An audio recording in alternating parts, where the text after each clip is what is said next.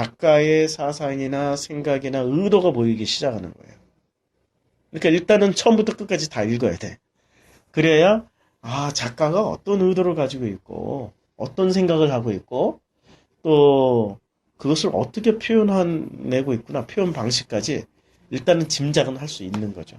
그래서 성경에 그 보이지 않는 감독, 그 너머의 하나님이 어떤 의도를 가지고 캐릭터를 등장을 시켰고 어떤 사건을 이렇게 만들어냈고 그 사건을 통하여서 우리에게 어떤 메시지를 주려는지는 창세기부터 계시록까지 그냥 일단 쭉쭉 읽어나가는 일이 있어야 돼요. 어떤 그것을 통해서 그 부분을 가지고 막 부분에 매어 가지고 이것을 그냥 이 부분에서 나는 진리를 찾으리라. 그거는 특별하게 하나님의 은혜가 임하지 않는 이상은 불가능한 일이고 그냥 쭉쭉 읽어나가는 일을 좀 해야 될 거예요. 그런데 성경이 개역 성경이 너무 어렵게 번역이 돼 있어요. 개역 개정이 이렇게 지금 들고 있는 성경이 너무 어려워가지고 새 번역이라든지 혹은 쉬운 번역 성경들이 있어요. 그런 걸로 읽으면은 재밌어요. 말이 일단 우리 현대어로 되어 있기 때문에 그런 걸로 읽으면서 쭉 그냥 통독을 하면 되는 거죠. 통독을 하고 그러다 보면은 자기도 모르게 어떤 나름의 어떤 캐릭터들이 어떤 사건들이 이렇게 보여지기 시작할 거예요. 그리고 그런 것들을 보기 시작할 때 비로소 감독의 저자의 의도를 이제 감독 저자 이 저자의 의도들을 찾아갈 수 있게 되는 거죠. 근데 그 저자의 의도를 찾기 시작하면은 저자의 의도는 성경은 아주 단순해요. 왜냐하면 결론이 다 나와 있어. 2000년 역사 가운데 수많은 학자들이 수많은 그 비평가들이 그러니까 학자들이 이 어떤 많은 결론들을 내놨어요. 그런데 그 결론의 핵심은 2000년 동안 검증된 결론의 핵심은 이거예요. 예수 그리스도다. 뭐 결론은 다 똑같아. 예수 그리스도다. 표현은 다 다르지만 그 학자들이 자기 나름의 표현을 해내는 건 다 다르지만 2000년 동안에 수많은 사람들, 수많은 언어, 수많은 문화, 국가, 다양한 그 배경을 가진 사람들이 자기네의 배경과 문화, 언어를 가지고 결론을 냈는데 그 결론이 뭐냐면 예수 그리스도다. 이런 결론을 냈어요. 그래서 우리는 그것을 신뢰를 해줘야 돼. 그래서 모든 성경에서 예수 그리스도를 이제 저자의 의도, 감독의 의도는 예수 그리스도구나. 그래서 예수 그리스도를 성경 곳곳에서 어디서든지 그걸 볼 수만 있다면은 드디어 내가 눈이 열리고 귀가 열린 거라고 보면 돼요. 성경 어느 부분에서든지. 근데 성경 어느 부분에서든지 예수 그리스도가 잘 안 보여요. 쉽게 보이질 않아요. 우리가 창세기 2장, 오늘 창세기 2장을 공부할 건데, 창세기 1장 우리가 지난주에 공부했잖아요. 1장부터 이제 2장 4절까지 공부를 했잖아요.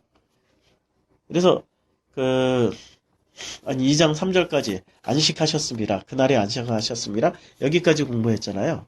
그리고 안식으로 들어가서 일단락 됐어요. 그리고 2장 4절부터는 전혀 또 다른 내용이 나옵니다.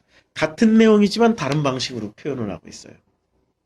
같은 내용이죠. 2장 4절부터 보면은 여기서 이제 예수를 찾는 일을 해야 되는 거예요. 어떻게 찾지?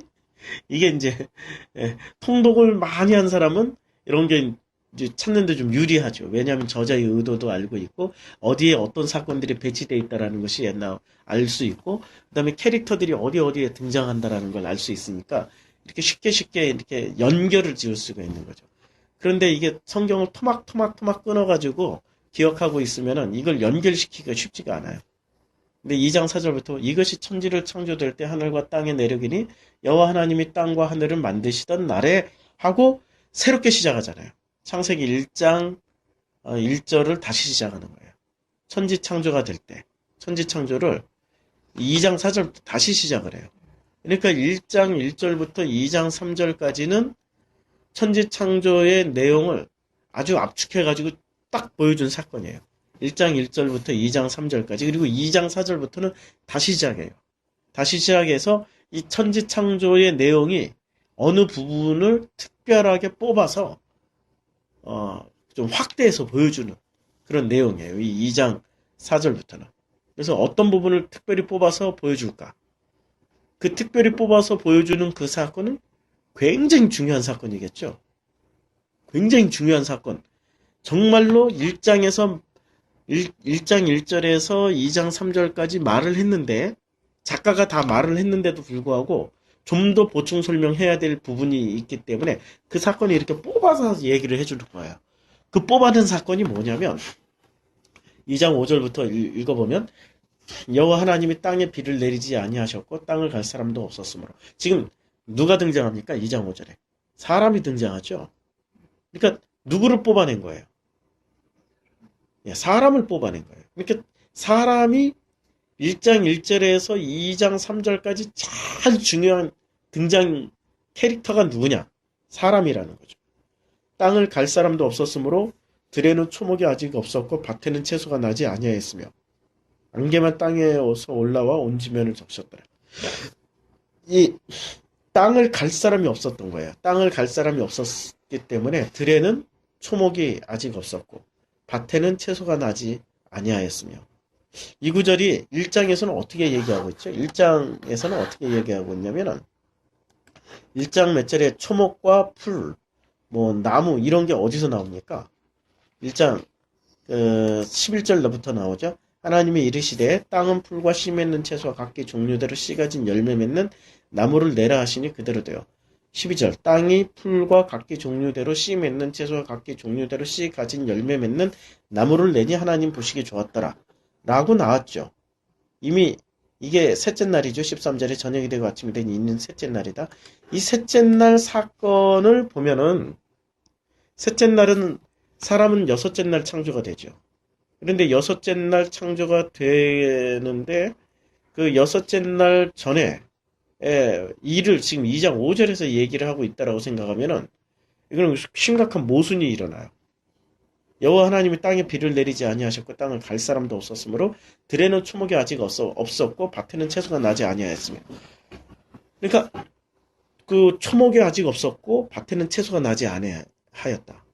그러면 여섯째 날 전체에는 전부 이렇게 초목이 없어야 되고 밭에 채소가 없어야 되는데 셋째 날 이미 초목이 무성하기 시작했고 나무가 자라기 시작했단 말이에요. 그러면 이거는 무엇을 얘기하는 거냐? 1장의 어떤 사실들을 논증해주기 위해서 증명해주기 위해서 말하는 이야기가 아니라는 걸 알 수 있는 거죠. 1장의 내용이 어떤 상징 처리가 됐든지 아니면 지금 2장 5절이 상징 처리가 됐든지 둘 중에 하나가 상징으로 지금 처리가 돼야 이걸 이해가 되지 이걸 사실관계로 따져가지고 이게 맞냐 저게 맞냐 하면은 그 다음부터는 성경이 아니라 작가의 의도를 찾아가는 게 아니라 뭐가 되는 겁니까? 성경을 그 다음부터는 비판적으로 읽게 돼요. 우리는 작가의 의도를 찾아가는 좋은 독자여야 돼. 작가의 의도를. 다 읽고 나서 작가의 의도가 예수 그리스도였구나. 이렇게 찾아가는 그 의도, 그게 굉장히 좋은 선한 사람이라고 그래요. 그 성경에서는 선한 사람. 그런데 성경을 읽으면서 그 선한 의도대로 선한 사람으로 읽지 않고 이거 뭐야? 성경이 틀렸네?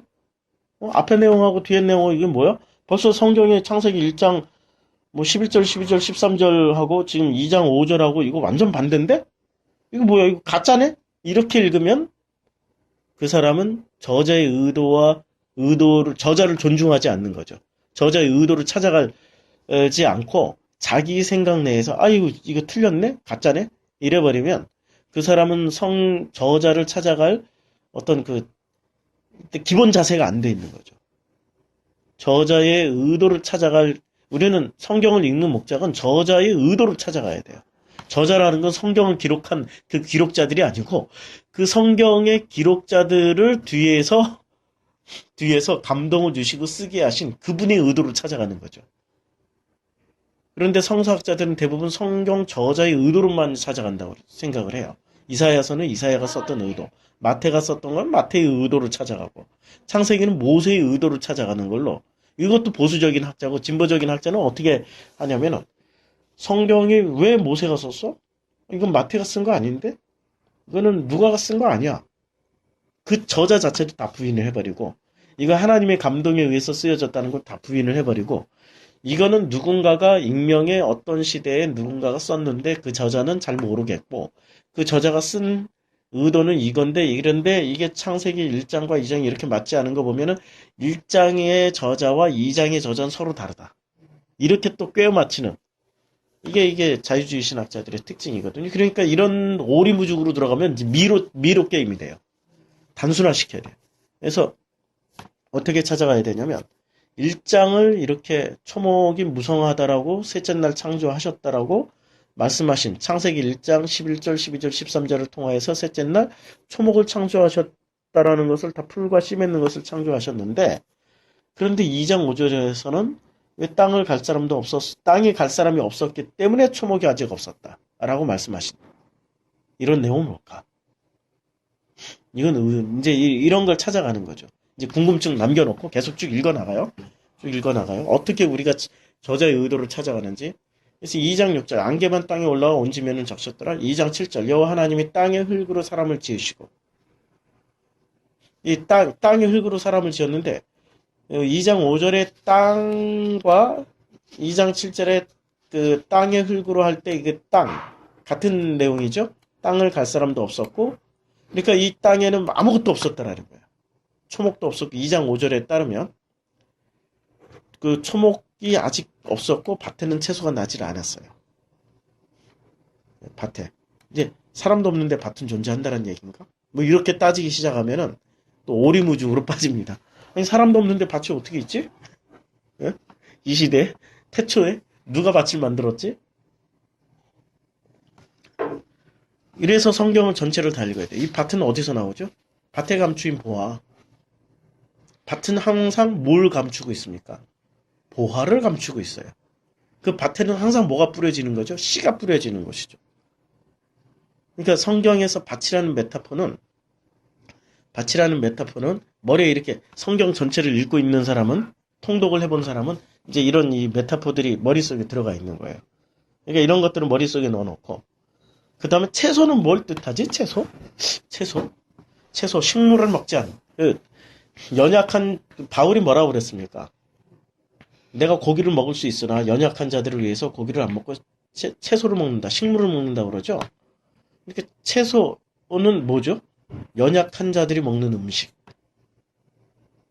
이런 식으로 성경 전체가 있어야 돼. 지금 이런 거 하나를 해석하려면은 단순히 어떤 요 구절 하나만 가지고 연구를 하면은 나무만 보고 나무만 드립다 대고 이렇게 연구를 하면은 그 나무 말라 죽어요. 이렇게 잘라내고 저렇게 파내고 나무를 연구한답시고 뿌리도 한번 이렇게 캐보고 가지도 한번 썰어서 이렇게 연구실에 갖다 놓고 연구를 하면은 그 나무는 말라 죽어요. 숲을 보고 나무로 들어가야죠. 숲을 보고 숲 전체 산을 보고 이 산 속에는 이 산 속에는 어디는 떡갈나무 그룹이 군락지가 있고 어디는 소나무 군락지가 있고 어디는 그 참나무 은사시 나무 군락지가 있고 이렇게 군락지다. 야, 이 군락지가 이렇게 돼 있는데 나는 그 산 속에 있는 은사시 나무가 내 적성하고 맞으니까 내가 좋아하는 은빛 나는 찬란한 색이라 나는 이 은사시 나무를 선택해서 은사시 나무를 연구를 해봐야 되겠다 하고 이렇게 들어가야지. 은사시 나무만 드립다 대고 연구했는데 그 옆에 소나무가 뚝 있네. 그 옆에 또 가보니까 참나무 군락지가 있네. 그 옆에 가보니까 어랍션 미루나무 군락지가 있네. 이런 식으로 찾아가면은 미로찾기 게임이 돼요.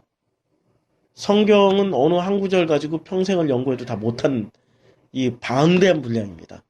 그러니까 성경을 정말로 2000년 동안 학자들이 이야기했던 그 결론, 예수 그리스도가 맞냐를 빨리 확인을 해야 돼. 왜냐면 나도 확인을 해야 되니까. 남들이 해놨다고 그걸 그대로 다 신뢰하면 안 돼요. 그걸 일단은 내가 믿어주긴 하지만은 내가 찾아야 돼, 내가. 그게 성경을 잘 읽는 사람의 어떤 태도죠. 그런데 그걸 하려면은 통독을 해야 돼요. 그래서 밭도 알아야 되지, 채소를 알아야 되지, 이런 식으로 이제 연결해서 꿰는 거예요. 자, 2장 7절에 이제 하나님이 땅의 흙으로 이 땅과 땅을 갈 사람이 없어요. 그 같은 재료예요. 그 땅에서 그러니까 그 땅은 어떤 땅이에요?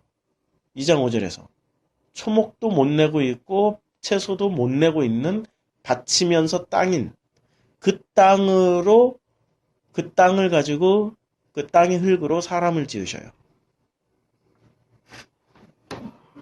그 땅을 가지고 사람을 지어요. 그러면 이 사람은 그 성분 자체가 땅이죠. 그러니까 이 사람이 노동을 해서 땅을 일구어서 식물과 채소를 내는 게 아니라 이제 그 땅 재료니까 그 사람은 식물과 채소를 어디서 내겠습니까? 제일 먼저 내야 될 때가 어디죠? 자기 몸이 땅이니까 자기 몸에서부터 씨 맺는 창세기 1장 11절에 있는 씨부터 뿌려야 되는 거예요. 자기 몸에 자기가 바치고 자기가 땅이란 얘기죠, 지금. 그 얘기를 하고 있는 거예요. 사람의 정체는 뭐냐면 땅인데 그 땅의 정체는 바치고 땅이란 말이에요. 그런데 그 정체는 뭐냐면 씨를 뿌려야 돼. 씨가 언제 뿌려져요? 이 일장하고 연결하면은 셋째 날 뿌려지는 거죠. 그 씨가 뿌려져야 채소가 자라고 나무가 자라고 먹거리가 생기기 시작하는 거예요. 자, 그래서 그 흙으로 사람을 지으시고 생기를 그 코에 불어넣으시니 사람의 생명이 된지라. 그 코에 생기를 불어넣으셨어요.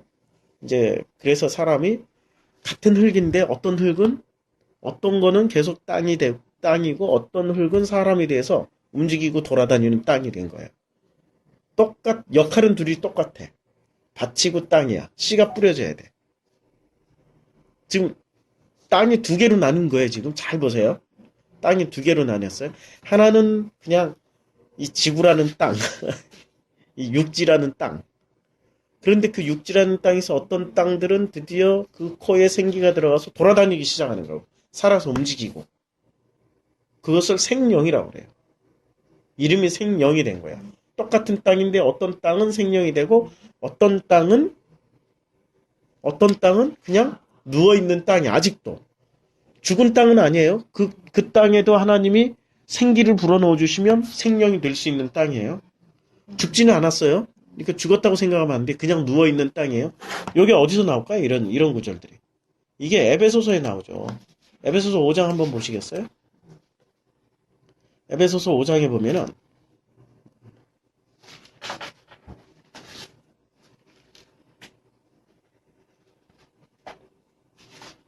에베소서 5장 몇 절이냐면 5장 13절 14절 한번 보시겠어요? 에베소서 5장 13절 14절에 보면 그러나 책망을 받는 모든 것은 빛으로 말미암아 드러나니 빛은 누굽니까? 태초에 하나님이 천지를 창조하신 그 빛이잖아요.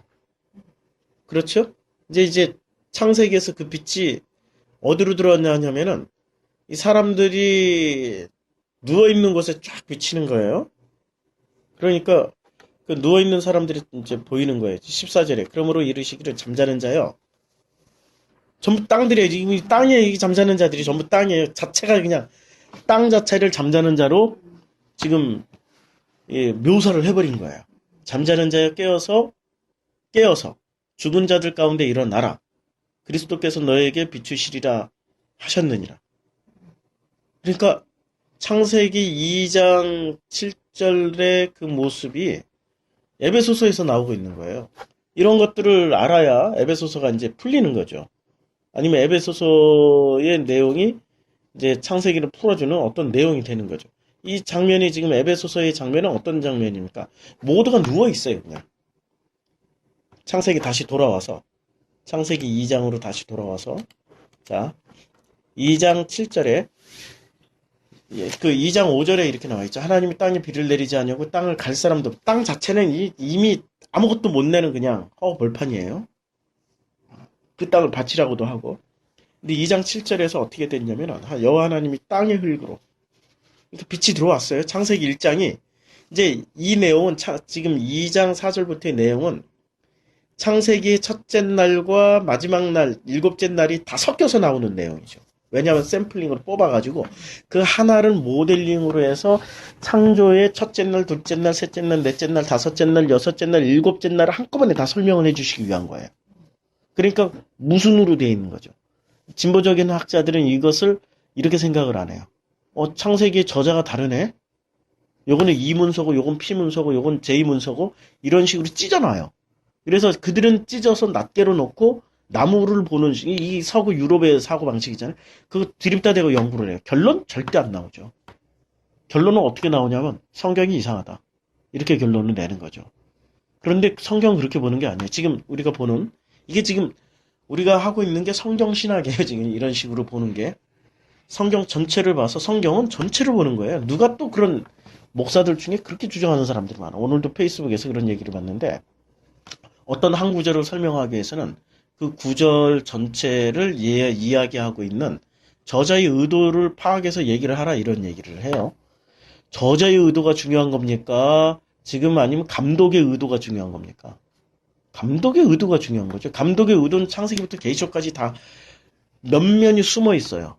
그런데 요 한 페이지에 한 장 혹은 그 마태의 의도를 가지고 이렇게 그것만 가지고 얘기를 한다. 그것도 위험해요. 전체의 의도를 가지고 파악을 해나가야 되는 거죠. 자, 전체의 의도가 이거예요. 자, 땅의 흙으로 사람을 지으시고 생기를 그 코에 불어넣으시니 사람의 생명이 됐어. 그러니까 전부 다 지금 누워있는 흙들이었어요. 근데 하나님이 빛이 들어가시는 것처럼 거기에 빛을 뭐라고 표현을 한 거예요? 그 코에 생기를 불어넣으시, 생기라고 표현하신 거예요. 빛은 정체가 뭐였죠? 생기예요. 이 생기라는 것이 빛이고 빛의 정체는 생기였어요. 그 루아흐라고 그러죠. 이게 생명이 된지라 이게 바로 성령이죠. 원어로 보면 이게 성령이에요. 성령. 그러니까 빛이 곧 누구냐? 빛이 생기고 생기는 성령이고 그리고 빛이 들어간 사람은 그 사람들을 비로소 사람이라고 불렀어요. 그 사람이 창세기 2장 7절에 이제 드디어 사람이 등장을 했어요. 자, 이제 등장을 하자마자 어떻게 됩니까? 2장 8절에 여호와 하나님이 동방의 에덴에 동산을 창설하시고 그 지으신 사람을 거기에 두셨어요. 동방의 에덴에. 이제 이 에덴은 어떤 사람들이 살아가는 겁니까? 땅에서 드디어 탈출한 사람들. 누구에 의해서? 생기에 의해서, 그 빛에 의해서, 성령에 의해서 탈출한 사람들은 어디에서 살아가냐면 동방이라고 그랬어요. 성경에서 이 동방이라고 동쪽이라고 하면은 성경에서 동쪽이라고 얘기하면 되게 안 좋은 쪽으로 가요. 그러니까 롯에게 아브라함이 너는 좌할래 우할래 할 때 롯이 선택해서 가는 방향이 있어요. 롯에게 어디를 선택해서 갑니까? 좌할래 우할래 할 때 조카 롯에게 물어봐요. 자, 창세기 13장 8절부터 보면은 창세기 13장 8절. 그래서 아브라함이 롯에게 이르되 우리는 한 친족이니라 나나 너나 내 목자나 서로 다투게 하지 말자. 내 앞에 온 땅이 있지 아니하냐. 나를 떠나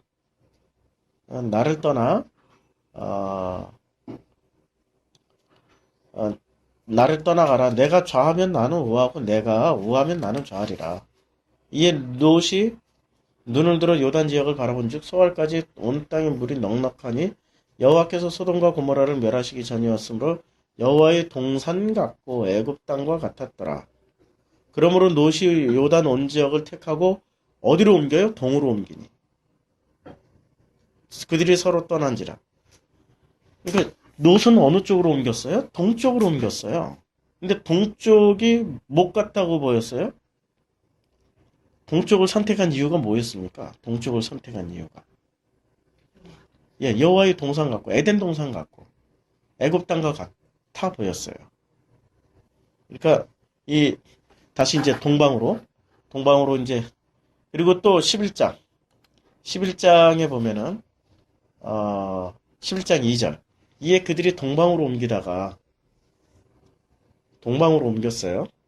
근데 이게 한글 번역이 잘못됐어요. 동방으로 옮기는 게 아니고 동쪽에서부터 왔어요. 동쪽으로부터 from the east예요. 그러니까 to the east가 아니고 from the east야. 동쪽에서부터 왔어. from east. 동쪽으로부터 왔어요. 영어 성경만 보더라도 from으로 나와요. 동쪽에서 왔어요. 그러니까 이 사람들은 어디로 옮겼던 사람들이죠? 동쪽으로 이주했던 사람들이에요. 근데 그 사람들이 어떻게 해요?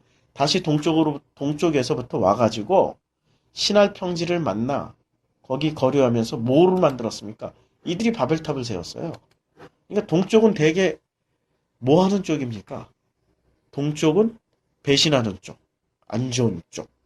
그런데 하나님이 2장 8절에 에덴 동산을 어디다 만드셨습니까? 동쪽에다 만들었어요. 근데 동쪽에는 뭐가 있다는 얘기죠? 지금 이제 숨겼어요?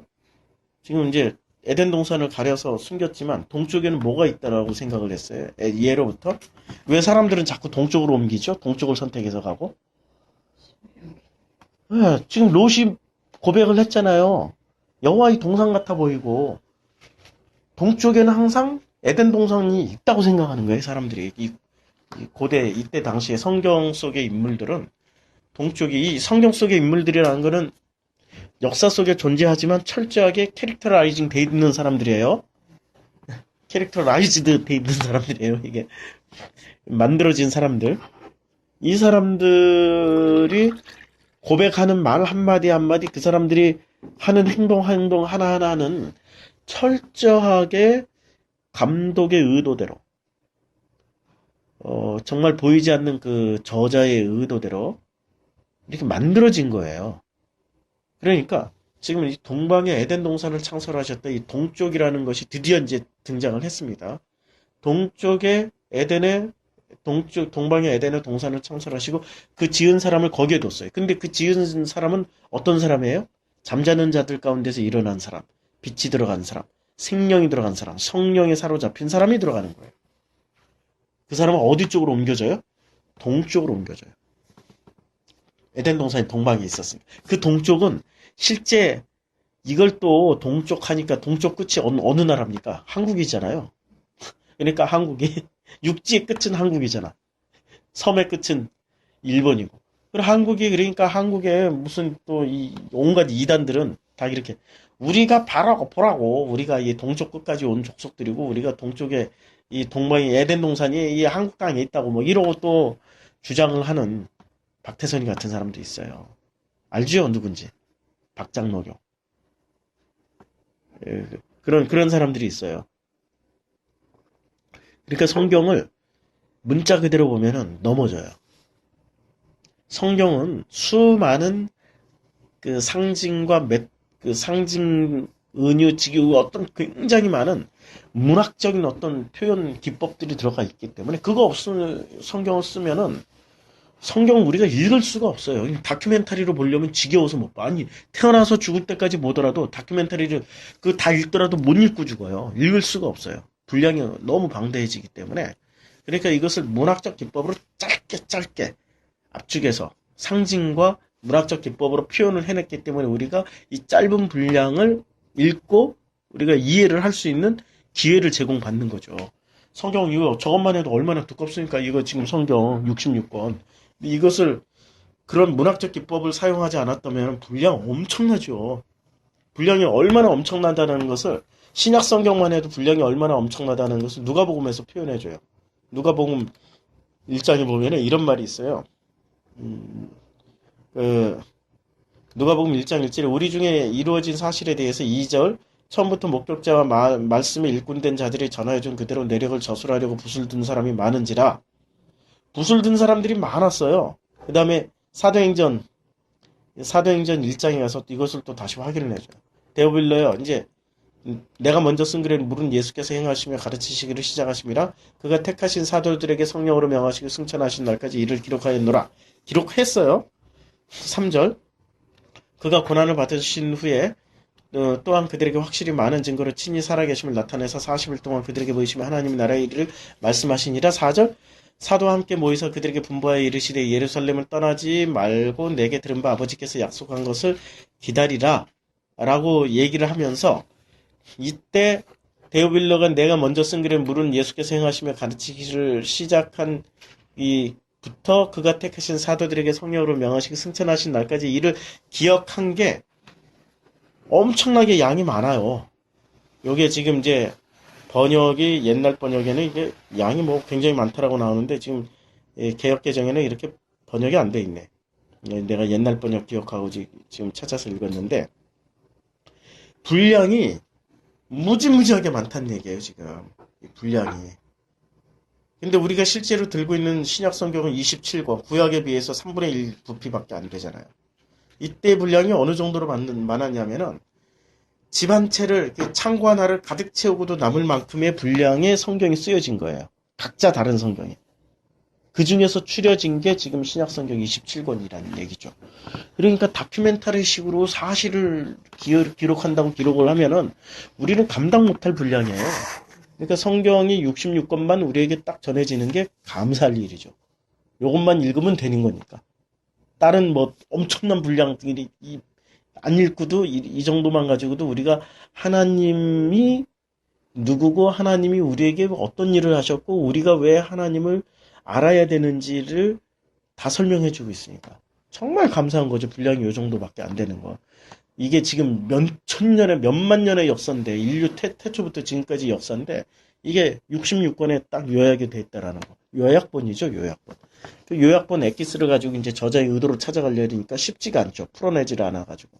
자, 이제 다시 창세기 2장으로 돌아가서 보면은, 창세기 2장에서 여호와 하나님이 그 땅에 이제 에덴 동산을 창설하셨어요. 이제 동방이라는 것도 궁금증으로 남기고 가시면 돼.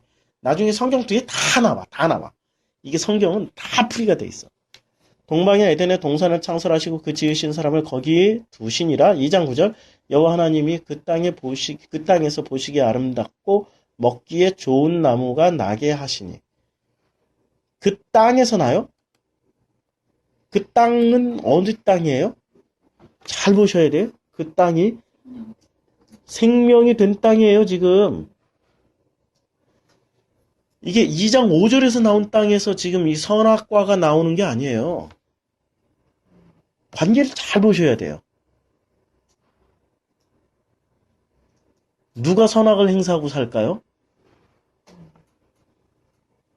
그냥 잠자는 자들, 누워있는 자들이 선악을 행사하고 사는 게 아니고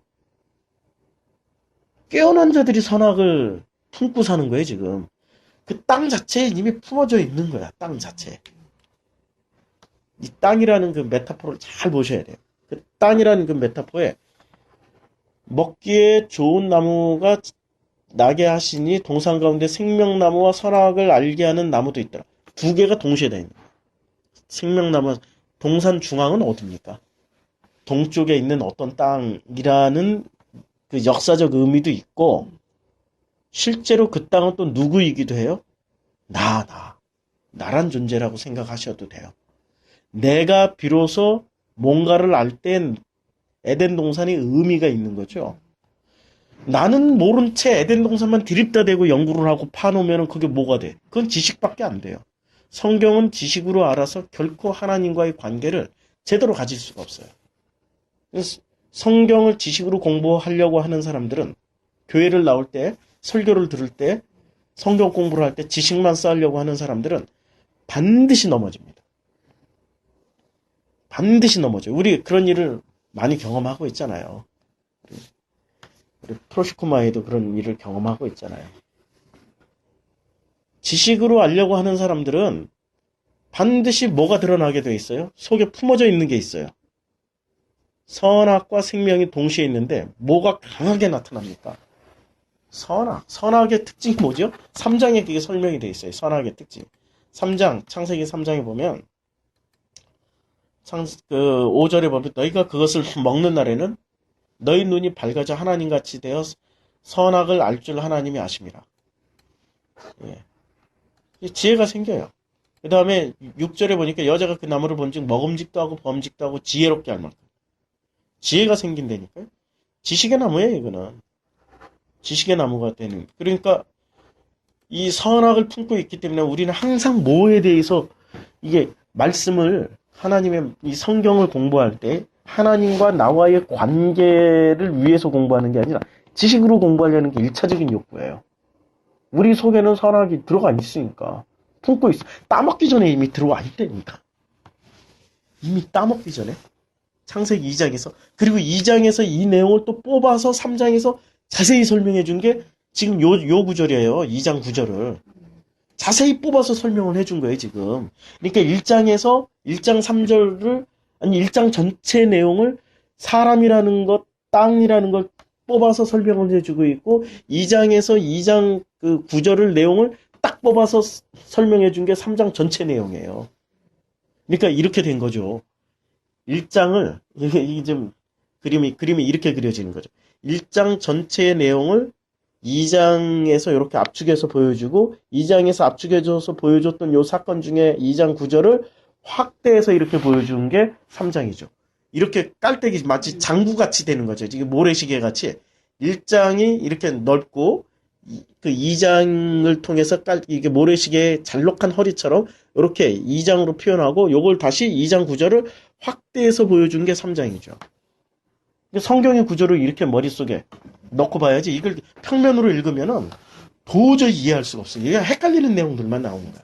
그러니까 그 머리 좋은 정말 천재들이 창세기 1장, 2장 가지고 박사학위들을 그렇게 써내고 그렇게 수많은 학위들을 받았음에도 불구하고 전부 다 무슨 얘기를 하냐면 성경은 잘못됐다.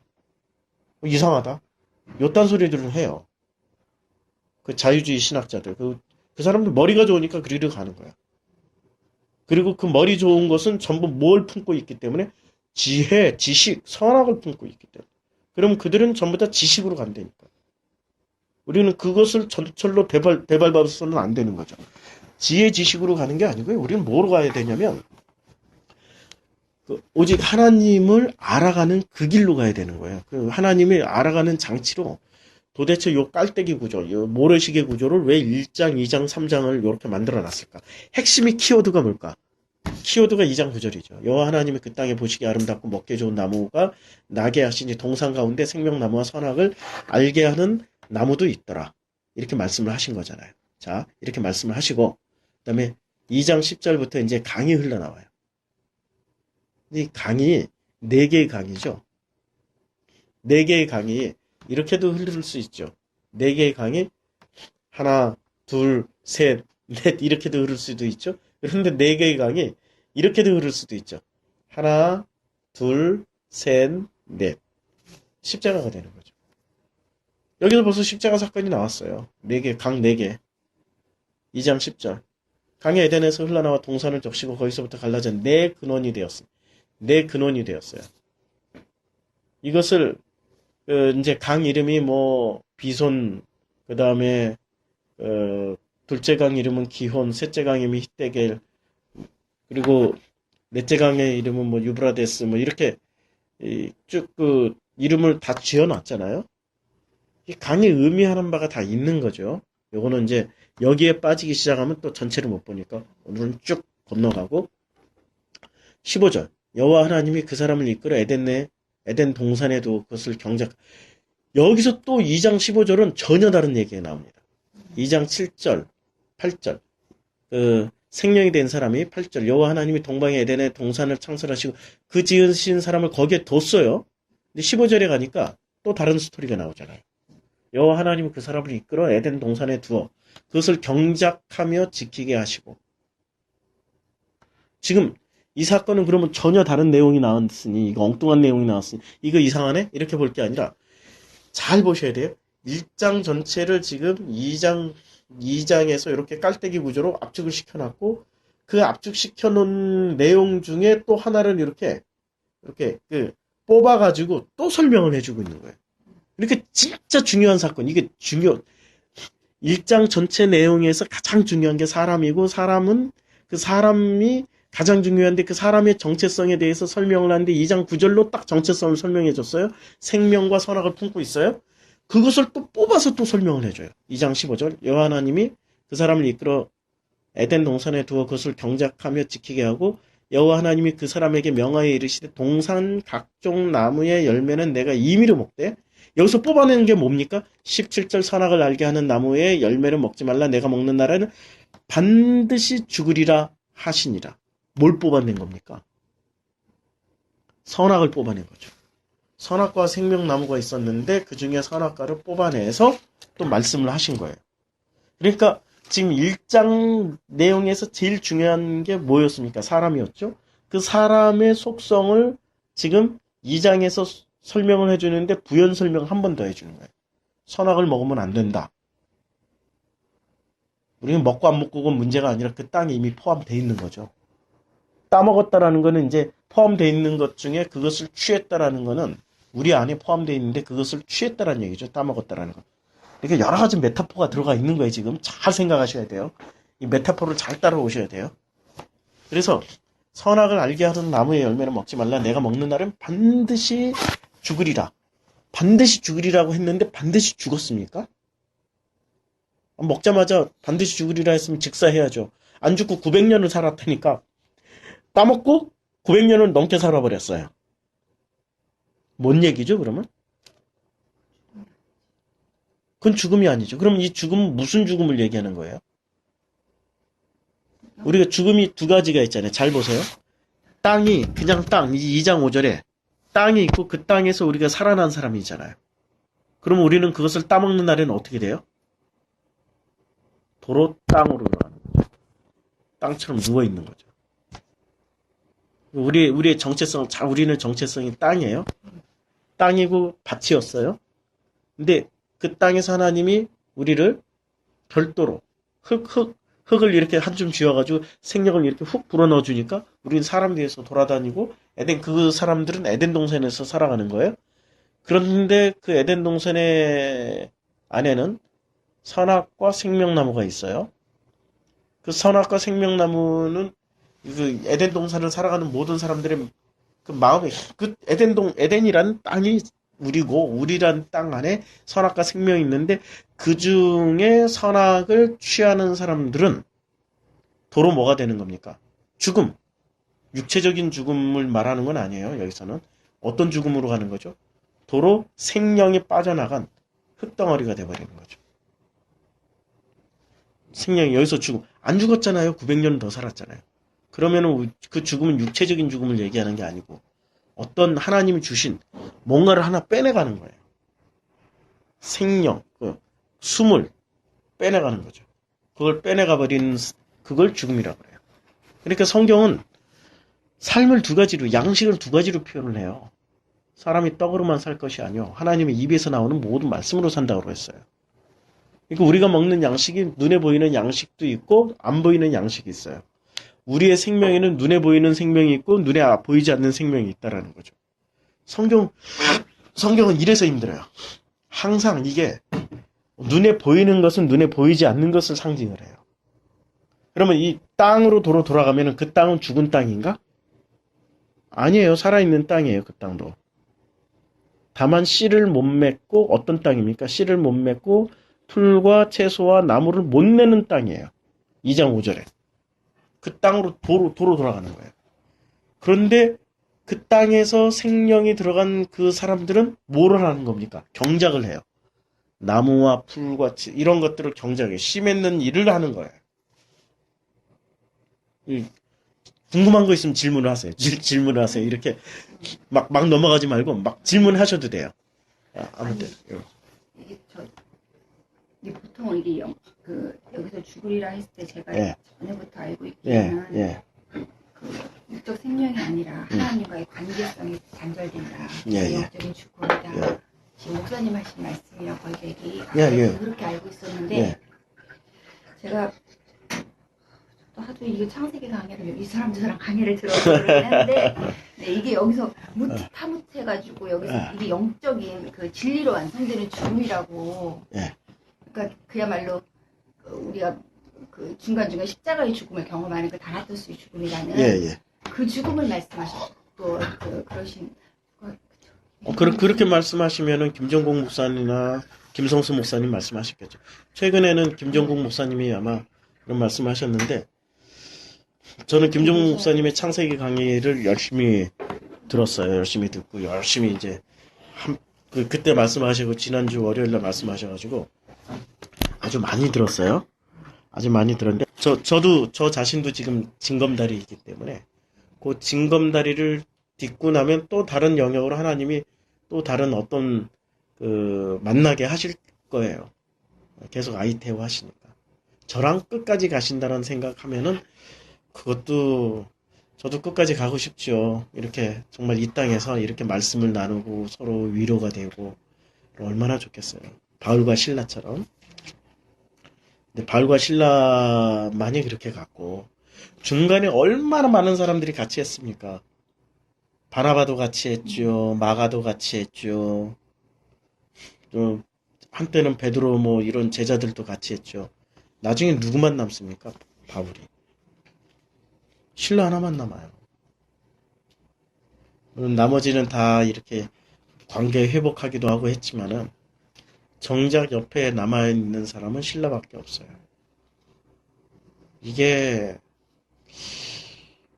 지금 이 길을 가는 것이 풍성하고 막 잔치집으로, 내용은 우리는 잔치집이에요. 그러나 사람들이 보는 그 외형은 참 외롭고 힘든 길로 가는 거죠.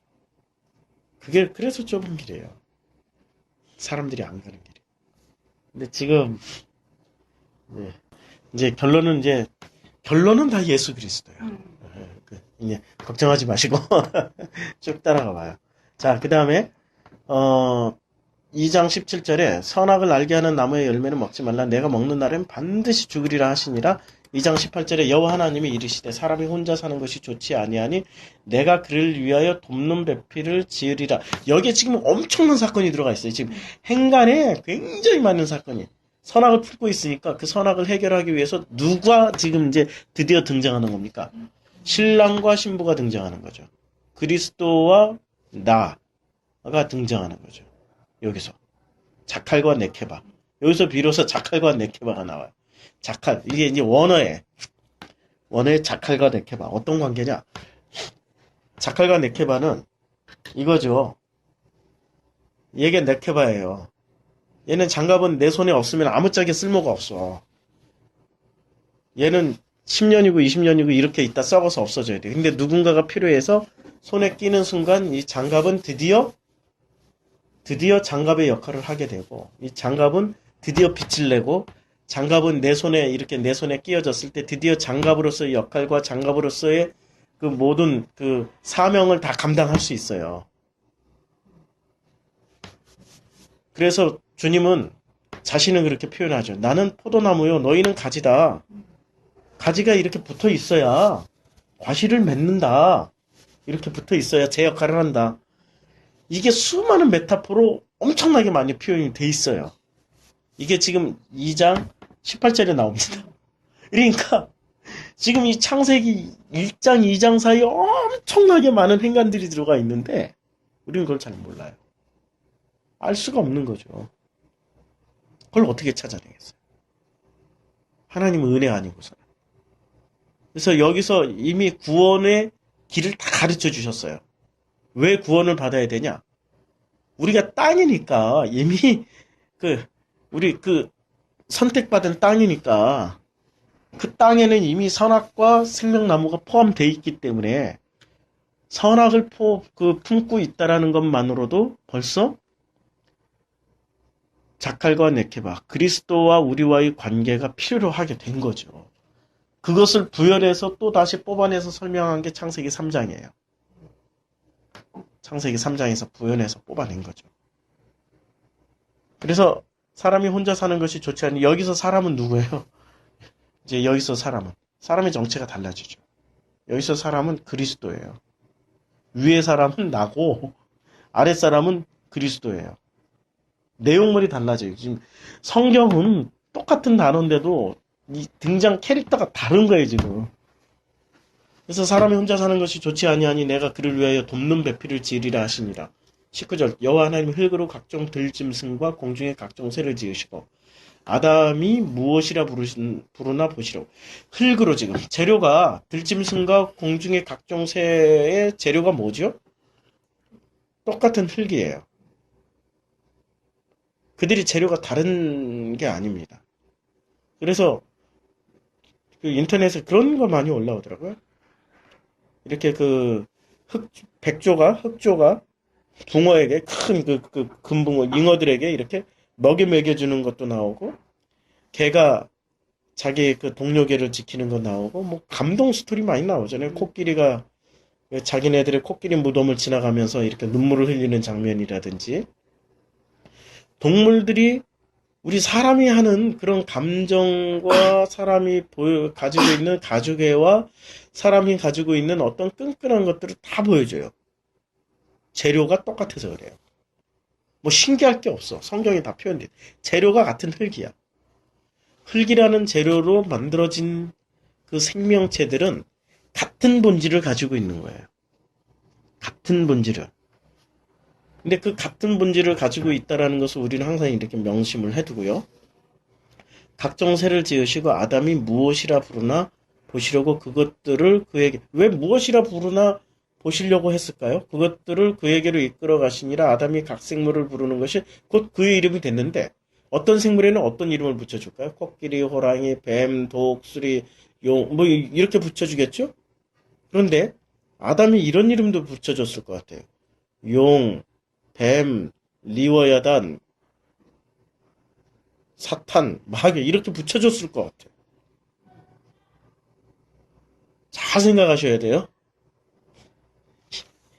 이미 이때 아담 속에 뭐가 있습니까? 선악도 있고 생명도 있어요. 근데 지금 3장에서 따먹은 게 아니라 이미 이게 지금 품고 있는 거예요. 품고 있는 거야. 이 장면을 잘 이해를 하셔야 돼요. 지금 우리가 성경의 구조, 1장에서 3장의 구조가 복잡하게 돼 있어요, 지금. 1장 전체를 2장에서 이렇게 모래시계 짤록한 허리처럼 이렇게 압축해서 보여주고, 그리고 3장에서 다시 2장을 풀어서 설명을 해주는데, 2장에서 가지치기를 하고 있어요, 지금. 가지치기를 하고 있는데, 첫 번째 가지치기가 사람, 두 번째 가지치기가 에덴 동산, 세 번째 가지치기가 선악과. 이렇게 지금 가지치기를 하고 있어요. 그 가지치기는 부연 설명이죠. 부연 설명을 하고 있는데 사람들의 이름을 지금 동물들의 이름을 지어줘요. 동물들의 이름을 우리는 너무 순진하게 진화론적으로 생각을 하고 있어요. 진화론적으로 너는 고양이 뭐 종속 과목 강목계 뭔지 아시죠? 종속 과목 강목계. 그러니까 어느 종, 어느 속, 어느 개 이런 식으로 우리는 생각을 하고 있다니까. 그런 식으로 지금 성경은 그런 얘기하는 게 아니에요. 본질을 규명을 해주고 있는 거예요. 너는 사람이고 너는 마귀고 너는 리와야단이고 너는 666이고 너는 짐승이고 너는 뱀이고 이런 얘기를 해주는 거죠. 그래서 3장에서 드디어 뱀이 등장하잖아요. 이름을 지어줬기 때문에. 그놈이 뱀이라니까. 이름을 지어줬어 이미 뱀에게. 너는 뱀.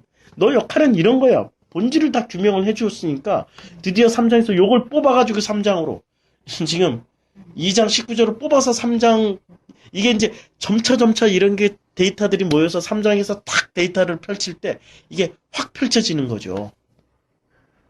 이 창세기 1장과 2장이 매우 복잡하게 쓰여졌어요. 그러니까 2장에 이 잘록한 허리라고 압축되어 있지만 이게 굉장히 복잡한 내용들을 엄청 많이 담고 있는 겁니다. 자, 그래서 확 펼쳐져서 보여준 게 3장이에요. 근데 우리는 인내심을 가지고 2장을 또 읽어 나가야 돼요. 2장 20절. 아담이 모든 가축과 공중의 새와 들의 모든 짐승의 이름을 주니라. 아담이 돕는 배필이 없으므로 이제 이 구절이 이해가 되죠. 2장 21절. 여호와 하나님이 아담을 깊이 잠들게 하시니 잠들매 그가 갈빗대 하나를 취하고 살로 대신 채우시고 이게 아담을 깊이 잠들게 하시고 잠들매 그가 그 갈빗대 하나를 취하시고 살로 대신 채우시고 이것을 김성수 목사님이 어떻게 하셔요? 죽었다라고 그러죠. 죽여놓고 갈빗대를 취하신 거죠. 이 죽음의 장면이 어디서 나옵니까? 십자가에서 죽으신 거죠. 죽으신 그분이 하나님이세요. 그분이 그리스도시고 그분이 예수시고 드디어 그 죽음을 통하여서 태어나는 사람이 생긴다 이거죠. 왜 죽음에서도 다시 태어날까요? 도로 땅으로 다 돌아가 버렸으니까. 선악을 품고 도로 땅으로 다 돌아가 버렸으니까 땅에 누워 있었어요. 그 죽음에서 갈빗대를 뽑아냈다라는 건 빛이 들어왔다는 것이고 그게 다시 루아흐가 들어온 거. 굉장히 엄청나게 많은 사건들이 지금 2장에서 무증지하게 일어나고 있습니다. 이걸 풀어놓은 게 나머지 성경들이에요. 그냥 나머지 창세기 12장부터 쫙 다 풀어낸 거야. 그게 지금 창세기 1장, 2장, 3장은 4장부터 다 풀어낸 거예요. 그냥 쉽게 말하면 4장부터 다 풀어낸 거기 때문에 우리가 이 구조를 알고 읽으면 이제 쉽죠. 자, 요 장면이 이제 드디어 예수 십자가 사건이 나왔습니다. 예수 십자가 아까 2장에서 하일라, 비송강, 유브라데스 강으로 나왔죠. 십자가 사건이 드디어 완성이 됐어요, 여기서. 21절에서. 아담을 깊이 잠들게 하시고. 그러니까 예수를 뭐라고 그랬어요? 제2 아담이라고 그랬죠. 두 번째 아담이라고 그랬잖아요. 22절. 여호와 하나님이 아담에게서 취하신 그 갈빗대로 여자를 만드시고 드디어 나라는 존재가 또 나와요. 사람이 나왔고 여기서는 그 사람을 구체적으로 설명을 해줘요. 그 사람이 누구냐? 나다 이거야. 여자 나를 만드시고 그를 아담에게로 이끌어 오시니 이제 자칼과 네케바가 드디어 만나는 거야. 25절이 드디어 이루어져요. 아담과 그의 아내 두 사람이 벌거벗었으나 부끄러워하지 아니하니. 이 구절이 드디어 이루어져요. 22절에서 여호와 하나님이 아담에게서 취하신 그 갈빗대로 여자를 만드시고 그를 아담에게로 이끌어 오시니 23절 아담이 이르되 이는 내 뼈 중에 뼈요 살 중에 살이라 이것을 남자에게서 취하셨은즉 여자라 부르리라 하니라. 와, 이게 우리의 정체입니다.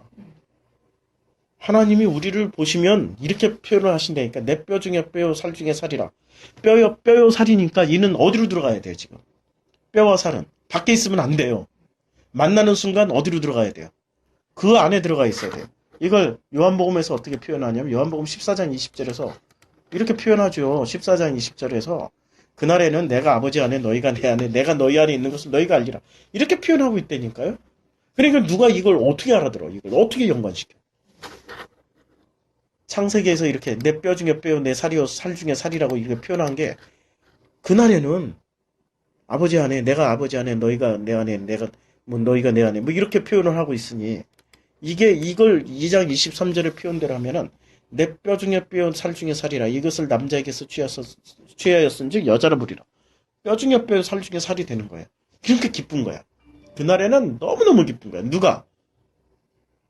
하나님이 너무너무 기쁜 거예요. 그 스바냐에서 이렇게 표현하고 있죠. 이것을 너희 하나님 여호와가 너희 가운데 계시니 3장 17절 너희 하나님 여호와가 너희 가운데 계시니 그는 구원을 베푸실 전능자시라. 그가 너로 말미암아 기쁨을 이기지 못하시며 너를 잠잠히 사랑하시며 너로 말미암아 즐거이 부르며 기뻐하시라. 이게 바로 그 장면이에요. 성경은 전부 다 하나 되는 장면이에요. 둘인데 하나가 되는 거야. 선악과 생명인데 하나가 되는 거야. 그리스도와 예수인데 합치니까 그리스도 예수가 되는 거고 빛과 어둠이 나눠졌는데 하나가 되는 거고 그걸 빛이라고 부를지 어둠이라 부를지 하나님은 전부 다 빛이라고 불렀어요. 그냥 보시게 저녁과 아침이 나중에 안식으로 하나가 되고 성경은 전부 하나 되는 얘기예요. 누구와 하나 되는 거예요? 나란 존재와 하나님이란 존재가 하나가 되는 거예요. 이게 성경이 말하고자 하는 핵심 내용입니다. 그게 그리스도와 예수와의 관계고 그걸 한마디로 표현하면 그리스도 예수를 다 표현한 거예요. 그리스도 예수라는 이름의 능력이 있는 게 아니라 그리스도 예수가 어떤 의미를 가지고 있는지를 아는 게 능력이 되는 거죠. 우리는 예수 이름만 부르면 다 구원받는다고 그래. 마귀 사탄 귀신 나오면은 예수 이름으로. 그거 참 곤란하죠. 곤란하죠. 예. 그거는 아무 의미가 없습니다. 그것을 무시하기라도 하듯이 엑소더스라는 영화에서 예수 이름으로 하니까 그놈부터 죽여 그냥. 이게 엑소더스에서 나오는 그 귀신 들린 게 나가지고 그놈부터 모가지 밑으로 아무 능력이 없는 거야. 마늘에도 능력이 그 십자가 되니까 십자가부터 꽉 들어가 버려. 잘 보여줬어요. 그런 것에 능력이 있는 게 아니에요. 그걸 알고 있는 이 사실을 알고 있는 연합된 자만 능력이 있는 거죠. 하나가 된 자만 능력이 있는 거죠. 왜냐면 그건 내 능력이 아니라 아버지의 능력이고 그게 하나님의 능력이니까. 지금 성경 그 얘기하는 거예요. 2장까지 하고 이제 3장 다음 주에. 재밌죠? 은빈이는 궁금한 거 있냐? 궁금한 게 없니? 궁금한 게 없다라는 거는 관심 있게 잘 안 들었거나 아니면은 다 이해했거나 다 이해했기를 기대한다. 그래서 이 자리에 나오는 것만 해도 참 고맙다, 야. 이렇게 듣는다라는 게. 진우가 처음에 이랬어요. 진우가 근데 열심히 있어가지고 얘는 참석해야 되지 안 해도 되는 자리에 다 왔어. 옆에서 다 들어. 그리고 안 듣는 것 같아. 맨날 휴대폰하고 딴짓하고 막 딴짓하고 엉뚱한 짓 해 막. 이거저거 부샥부샥하고 무슨 일 있으면 자기가 심부름 다 다녀버리고 나갔다 들어와 버리고. 어느 순간 얘가 이렇게 탁 열리면서 자기가 이제 나보다 앞서가. 지금 이걸 내가 해석을 해야 되는데 얘 수준만큼 내가 못 갔어요 지금. 얘 수준만큼. 이게 순서가 없더라고. 이게 그 자칼레케바가 돼서 하나가 되는데 순서가 없더라고. 진우가 먼저가 되는. 예, 은빈이는 천천히 해라. 진우처럼 빨리 되면 빨리 간다. 천천히 해라, 천천히. 이게를 그냥 겉으로만 이렇게 알았다가 어느 순간 이거를 정말 그 부모를 떠나 내가 한몸 된 요 내용을 에베소라고 해갖고 알았을 때 너무 기쁘더라고요. 그렇죠. 정말. 그게 바로 그거를 그거를 이제 알고 나서 또 이제 계속 새로운 알미 생기잖아요. 그래가지고 지금 말씀하셨듯이 선과 빛과 어둠이 다 하나라는 것이 그거를 근본으로 해서 다 깨어지니까 진짜 그렇구나. 한 가지 이렇게 하나 되는 말씀이구나. 참. 어디를 봐도 그렇게. 맞아요. 성경은 어딜 봐도 지금 집사님 말씀하신 대로 그 내용이에요. 하나만 얘기하고 있어요. 그리스도 예수 그 관계. 그러니까 여기서는 아담과 여자 얘기를 했잖아요. 아담이 그리스도고 여자는 누구냐? 예수. 그렇죠. 그러니까 내가 어떻게 해야 구원을 받을 수 있어요? 내가 예수가 되어 구원받는 거예요. 예수가 된다는 말이 신이 된다는 얘기가 아니에요. 이걸 오해를 해 사람들은 꼭. 신을 존재로 생각을 해야지 신을 어떤 능력으로 생각하니까 그 능력을 부리고 싶어해. 그러니까 지들이 신이 되고 싶어요. 신이라는 능력이 되고 싶어 하는 거죠. 신은 능력이 아니라 존재라니까. 우주 전체에 존재하고 있는 그 존재세요. 물론 능력이시지 그분은. 그러나 능력의 포인트를 맞추면은 어디로 가냐면 그들이 내가 지혜롭게 되고 자기가 지식을 가져서 능력을 부리고 싶어하는 존재로 가요. 근데 그 선악은 그 능력이에요. 선악은 능력이에요. 근데 생명나무는 존재예요. 한 번 딱 등장하고 안 나오잖아. 존재니까. 존재 자체이기 때문에 뭘 부린다, 쓴다 이런 게 아니에요. 우리는 그 선악에서 생명나무가 된다라는 거는 능력에서 존재가 된다는 얘기예요. 근데 사람들은 이 관계를 모르고 이 복음을 알면 알수록 사람들이 지식으로 아는 사람들은 뭐가 되냐면 지들이 신이 돼 있어. 그래서 자기네들이 신처럼 또 행동도 해. 말도 그렇게 해. 그래서 모든 이단들이 다 그런 식으로 가잖아요. 지들이 신이 돼가지고. 타 종교도 마찬가지예요. 근데 복음은 그렇게 얘기를 안 해요. 복음은 능력으로 하는 게 아니라 선악으로 하는 게 아니라 생명나무로 가게 해주세요. 생명나무는 존재 자체예요. 근데 그 존재라는 것을 우리는 몰라. 어떤 존재인지. 진짜 알 수가 없어요. 그걸 안다라는 것 자체가 이미 존재 자체의 어떤 능력을 상실하는 거예요. 우리는 그 존재를 몰라요. 그러니까 끊임없이 여기서 그 존재가 되는 거야. 자칼과 네케바 남자와 여자가 한 몸이 되는 그 존재를 설명하지 그 능력을 얘기하지 않잖아요. 지금 이 장에서. 근데 사람들은 욕심을 내요. 능력이라는 욕심을 내. 근데 그 능력을 성경에서 뭐라고 표현을 했어요? 선악이라고 표현했어요. 그걸 선악이라고. 이제 3장부터는 그 능력이 나옵니다. 선악을 알게 하는 지혜가 있다. 예. 3장부터는 그 능력이 나와요. 능력. 근데 우리는 존재로 가야 되는 거지 능력으로 하면 안 돼요. 이게 제가 이제 지난번에 한 몇 주 전에 산상수훈 할 때 존재와 능력에 대해서 신은 능력이 아니고 신은 존재다라고 길게 1시간 넘게 얘기를 한 적이 있었어요. 그걸 얘기하면서 사람들이 얼마나 알아들을까. 좀 얼마나 알아들을까 했는데 놀랍게도 많은 분들이 알아들으시더라고요. 그걸 그 사람들의 능력으로 아는 게 아니라 하나님의 은혜로 아는 거죠.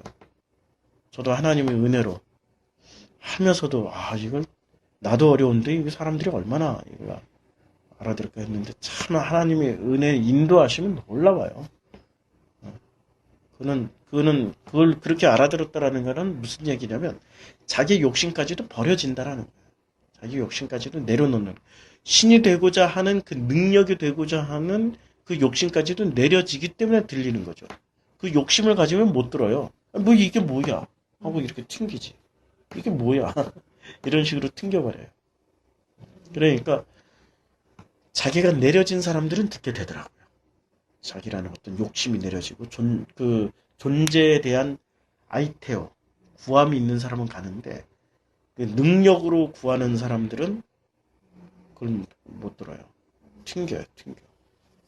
근데 전부 다 사람은 능력이 되고 싶어 하지. 이제 그런 비유가 있잖아요. 의자의 비유. 나무의 비유. 나무의 비유, 의자의 비유 많이 하잖아요. 나는 나무입니다. 나는 의자입니다. 나는 이 사람이 어렸을 때는 나무와 함께 자랐고, 나무와 이 사람이 어느 정도 컸을 때 이 나무에 이 어린아이는 이제 올라타면서 나를 놀았고, 나무가 크자 열매를 따서 먹었고, 이 사람이 늙자 나무 밑에서 쉬게 해주는 나는 나무입니다. 이런 얘기를 하잖아요. 근데 나무는 존재이지만 또 능력도 주잖아요. 열매도 주고 그림자도 주잖아요. 우리는 하나님을 전부 어떻게 식으로, 이게 어디서 나온 비유들이냐면 다 우리 기독교 목사들의 설교에서 들었던 얘기들이잖아요. 하나님은 어떻게 생각하고 있어요? 존재로 생각하는 게 아니라 존재이자 능력으로 생각한다니까. 선악과 지금 뭐가 공존하고 있어요? 선악과 생명이 공존하고 있는 설교들을 하고 있다니까, 그분들이. 존재로 설교를 안 한다고? 어디 음식점 갔는데 남편이 이제 그 플리핀이나 베트남 사람들이 옆에서 밥을 드시고 계시더라고요. 근데 4명이 딱 모였는데 갑자기 이제 밥 먹으려니까 기도를 막 하시는 거예요. 우리 남편이니까 그 모습을 딱 보면서 그렇게 얘기하는 거야. 저 사람들은 가장 행복할 때 하나님을 찾는구나 이렇게 얘기하는 거예요 저한테. 너도 그래라 이러는 거예요. 그 말에 충격을 받은 거였어요. 그러면서 이 남자가 이 사람이 뭔가 알고 있는 거 아닌가? 막 이런 생각이 좀 들어요. 저는 그러니까 그 능력을 발휘해요. 그러니까 하나님의 존재를 이렇게 능력을 발휘한다는데 우리 남편은 그런 나를 봤다는 거죠. 그런 이제 존재로 보고 그분들의 어떤 상태를 존재로 보고. 야, 참 귀하네요. 자기가 제일 즐거운 시간에 저렇게 하나님하고 같이 먹는다고 생각을 하는데 저는 어떻게 생각하냐면 우리 식기도를 하는 거는 대부분 이 식기도 안 하면 안 돼라고 배웠기 때문에 뭐 무조건 가능한 거야 이렇게 해서 먹었지. 엄마가 계셔서 엄마가 밥을 해줬고 엄마가 밥을 줬어 그럼 엄마 감사합니다라고 먹었던 정말 그 신앙을 정말 안다면 그 같이 해야 되는데 저는 그랬던 것 같아요. 식기도나 모든 기도나 모든 것들이 그분이 그걸 안 주면 선악과의 기준으로 이제 그 존재의 기준이라는 것도 그렇게 했던 것 같다는 생각이 순간 들면서 남편이 그 얘기를 하니까 깜짝 놀랐거든요. 그분 언제 이렇게 만나서 이렇게 좀 말씀을 나눴으면 참 좋겠네요. 진짜. 그래서 퓨리를 봤어요. 그 퓨리라는 영화를 퓨리. 11시 반에 봤어요. 이거 심야극장. 내가 왜 그렇게 보느냐. 내가 진리를 지금 막 찾아가는 거야, 나름. 그래가지고, 이제 어저께 물어봤어. 어떻게 느꼈어? 그랬더니 전쟁이 뭐 잔인하고 뭐 어쩌고. 그러면 거기 메시지를 좀 얘기해봐. 메시지를 얘기해봐. 뭔 얘기야. 결국 뭔 얘기야. 목사님처럼 어떤 뭐 바이블 분명히 나왔는데 뭔 얘기하는 거 보면서 안타깝긴 했어요. 분명히 있었을 때. 데이터베이스를 계속 쌓고 있으면 돼요. 데이터베이스를 쌓고 있으면 어느 순간 이게 데이터베이스가 하나로 딱 꿰어지는 거예요. 이게 구슬이잖아요. 그걸 꿰일 수 있는 이제 꿰기만 하면 되는 거예요. 데이터베이스를 많이 만들어 놓으면 돼요. 데이터베이스. 누군가가 와서 꿰줄 거예요. 그것을 하나님의 섬김을 받는다라고 말씀을 하는 거죠. 저도 이 성경 몇 번 했어도 그냥 그야말로 잘 읽어야지 할 때 왜 그 고전 잘 읽기 그냥 얕은 책 말고 정말 그 깊이를 알게 읽듯이 그렇게 읽는다고 읽었는데 결국 그 연결고리를 별로 찾지 못하고 그 책 낙권해서 나름대로의 깊이를 안다 이러면서 읽어서 뭐랄까 진짜 그 의도를 몰랐죠. 그랬는데 정말 그 안에 그 속뜻을 하나 둘 알고부터 이게 이렇게 깨지는 게 너무, 그러니까 제가 그야말로 그 베이스가 있으니까, 그 지식이, 그야말로 지식이 있으니까, 그 하나님의 지혜가 들어와서 쫙 깨지니까 그게 구슬이 섬찟섬찟하게 깨지더라고요. 그러니까 그렇죠. 그거를, 그러니까 제가 그 내용을 몰랐으면 예. 누가 어떤 말을 해줬을 때 그거를 알기 위해서 또 찾아봐야 되는 것을 예. 찾아보고 이렇게 더 애써야 되는데 그러지 않아도 되는 기존의 지식으로 예. 그냥 딱 알아버리는 그런 게 약간 있어서 헛된 짓은 아니다. 모든 게 다 이렇게. 그렇죠. 합력과의 선을 이룬다고 그러잖아요.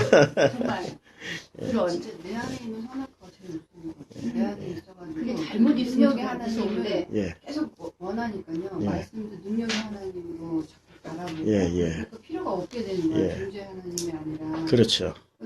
그게 진짜 어려운 것 같아요. 내 안에 진짜 선악과가 예. 있어가지고 능력의 하나님을 바라보니까 교회 왜 가야 돼? 교회 안 가면 뭐라 나쁜 일이 생기면 어떡해. 그러니까 결국 그런 생각. 그 성경을 왜 읽어야 돼? 그러면 아유, 여기서 뭐 좋은 거 꺼내고 뭐 하나님한테 능력받아. 저도 모르는 그게 막 올라오는 거예요. 예. 그러다 보니까 정말 성경에서 하나님이 주시고자 하는 진료하는 전혀 반대로 진짜 전혀 관심도 없고 뭐 하는 건가 뭐 그런 생각이 들어요. 그러니까 들어오던 게 암암리 그런 그 사고를 하게끔 여러 말씀 이렇게 들었지만 그 말씀이 정말 그 깊이가 없는 말씀을 들었기 때문에 그냥 들었던 것도 안에 쌓인 게 그냥 내 사고가 돼서 이렇게 있었죠. 그런 것 같아요. 나도 모르는 사이. 그게 바로 하나님의 은혜죠. 우리는 데이터베이스를 많이 확보만 해놓으면 돼요. 그러면은 누가 꿰어주시냐면 그 말씀이 오셔서 성령께서 다 꿰어주세요. 떠나지만 않으면 돼. 계속 와서 들으면 돼. 정말 귀한 은민이는 정말 귀해. 계속 듣기. 어떤 식으로라든 듣기만 하면 돼. 귀등으로 듣든 흘려 듣든. 아침에 깨워갖고 너무 힘들긴 한데 그래도 싫다고 안 하고 정말 감사하죠. 네, 그거 감사해서 얘가 한 약속이 있으니까 예.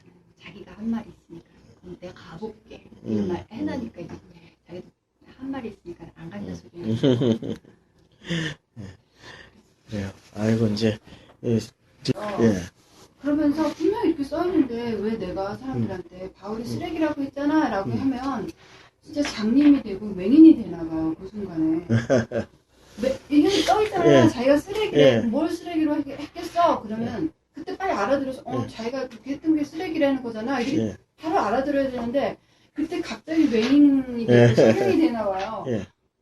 저도 그랬듯이 그냥 그건 그냥 옛날 얘기야. 성경에 나오는 그냥 바울의 얘기야. 바울의 얘기야. 이게 분명히 되게 중요한 얘기고 바울이 분명히 자기가 지금 얘기했던 거 쓰레기야 라고 얘기했으면 그 쓰레기야를 왜 쓰레기야로 얘기했는지 땡겨와야 되는데 그러니까 이런 거죠. 이제 데이터베이스가 굉장히 막 풍부한 바울이었는데 바울이 꿰었던 데이터 그 구슬들은 데이터베이스가 이제 구슬이죠.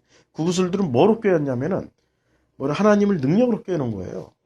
근데 그 능력으로 꿰는 것을 다 쓰레기로 버려버리고 다시 깬 거야. 그 구슬들은 다시 존재로 꿰놓고 보니까 이전의 것들은 이전에 자기 가치관으로 꿰어놨던 건 다 쓰레기고 배선물이 되는 거죠.